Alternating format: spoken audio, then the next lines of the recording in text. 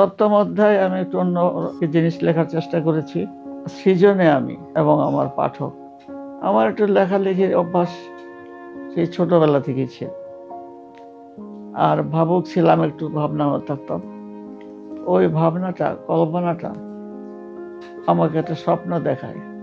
সেই স্বপ্নটা ছিল যে আমি একটু লেখালেখি করব, আমার লেখা ছাপা হবে, এই ধরনের একটা চিন্তা বা প্রত্যয় আমার মধ্যে কাজ করত। তারপর আমি এমনি খাতায়, স্কুলের খাতায় লেখালেখি হলো, স্কুলের ম্যাগাজিনে লেখালেখি হলো, আমার নিজস্ব বই হিসাবে আমি এত তাড়াতাড়ি বই প্রকাশ করতে পারি। আমার সর্বপ্রথম বই হলো বুকের ভিতরে নদী। নিজের কথাটা বলতে চেষ্টা করলাম কবিতায় 82 সালের দিকে, 1982। এটাই আমার প্রথম বই। এটাতে আমি চেষ্টা করেছি আমার মনের কথাগুলো, কবিতা তো মনের কথা, আর কিছু না, মন যা বলে তাই, বা মনের উপর যে আরোপ করা হয় সেগুলো ওগুলো বাদ দিয়ে সবার উপরে আমার মন। এই বইটি যখন বের হয় তখন আমি বইটি পাঠিয়েছিলাম আমার শিক্ষক, কলেজের শিক্ষক প্রফেসর নরেন্দ্রচন্দ্র ঘোষ, ওনার কাছে। স্যার, আপনাকে আমার প্রণাম এবং একটি বই আপনার জন্য। স্যার কিছুদিন পর আমাকে লিখে পাঠালেন চিরকুট। ওটাতে লাইন ছিল একটা, সেটা হলো, মাগো, বুকের ভিতরে যে নদী আছে এটা তোমার বইটি পড়ে আমি বুঝতে পেরেছি। এখানেই তোমার সার্থকতা, আমি তোমার উন্নতি কামনা করি। তারপর আমার বইয়ের যে প্রথম পাঠক, আমার ছোট মেয়ে সামিয়া রুবাইয়াত হোসেন, আমার সব লেখারই প্রায় প্রথম পাঠক হচ্ছে সে। ও যদি বলে যে ঠিক আছে, আমি ধরে নেই যে ঠিক আছে। তার মধ্যে এই ভাবটা আছে, একটা জিনিস বিচারের বা বুদ্ধি দিয়ে দেখার বা অনুভব দিয়ে দেখার ক্ষমতা আছে। তো ওকে বললাম, দেখো স্যার এটা লিখে পাঠিয়েছি। ও বললো যে আমি বললাম না তোমার এই বইটা ভালো হয়েছে। আচ্ছা, প্রথম বই খুব রেখে রেখে লিখেছি, বুঝতে পারি নাই যে কি হবে বা না হবে। তারপর তো কবিতার বই অনেক বেরিয়েছে, শিকড় সমুদ্র কুচ্ছে, ঘুম ভেঙে যায়। কবিতার সঙ্গে সঙ্গে আমার গল্প লেখা, প্রবন্ধ লেখা, এগুলোও চলে।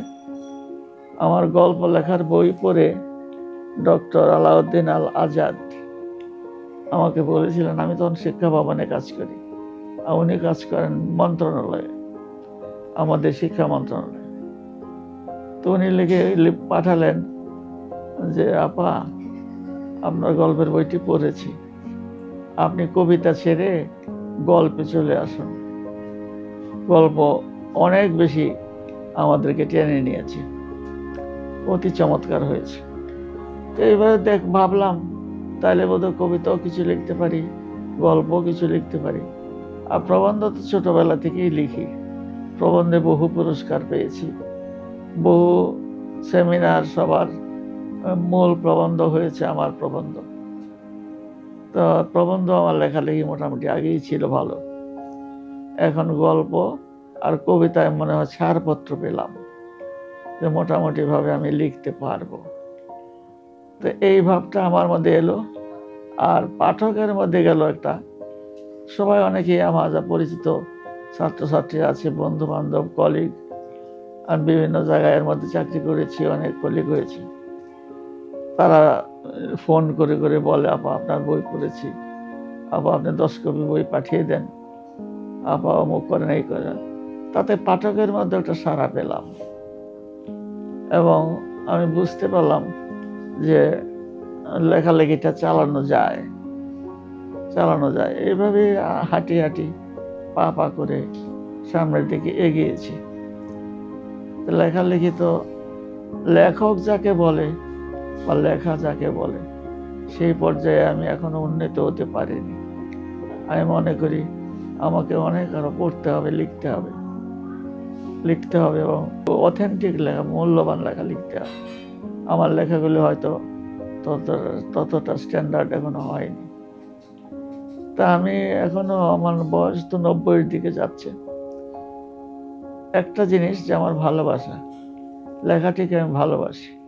একটু সময় পেলে এখনো আমার টেবিলে কলমটা নিয়ে বসি।